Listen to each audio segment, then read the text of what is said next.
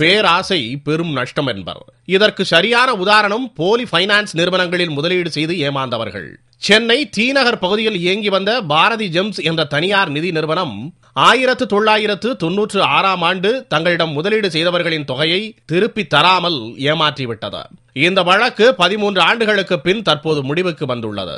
Bharathi gems நிறுவனத்தில் மொத்தம் 9100 பேர் 21 கோடி ரூபாய்க்கும் அதிகமான தொகையை முதலீடு செய்திருந்தனர். அதில் தற்போது 18 கோடி ரூபாய் பறிமுதல் செய்யப்பட்டுள்ளது. பணத்தை இழந்தவர்களுக்கு பொருளாதார குற்றப்பிரிவு காவல்துறை கூடுதல் இயக்குனர் திலகபதி IPS அதை திரும்ப வழங்கினார்.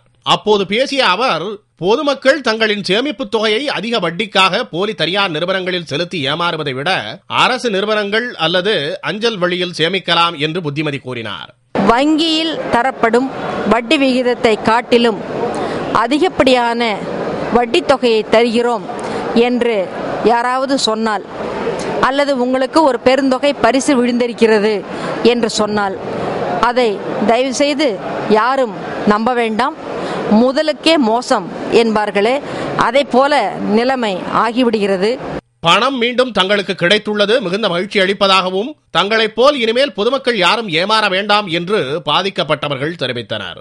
நாங்கள் இயர் 96 என்னோட மேரேஜுக்காக இந்த அமௌண்ட் போட்டோம். நியர்லி 13 இயர்ஸ்க்கு அப்புறமா எங்களுக்கு 90% கிடைச்சது. ரொம்ப சந்தோஷம். இதுக்காக காவல்துறை முயற்சிக்கு நாங்கள் ரொம்ப நன்றி சொல்லிக்கிறோம். இனிமேல யாரும் இந்த மாதிரி ஒரு போலியான நிறுவனத்தில் பைசா போட்டு ஏமாறாதீங்க. எத்தனையோ அறிவிப்புகளும் எச்சரிக்கைகளும் வந்தாலும் சிலர் தொடர்ந்து தங்களின் பேராசையால் இதுபோன்ற போலி நிறுவனங்களில் முதலீடு செய்து கொண்டுதான் இருக்கின்றனர். அடிபட்டவர்களை பார்த்து இவர்கள் திருந்திக் கொள்வது நல்லது.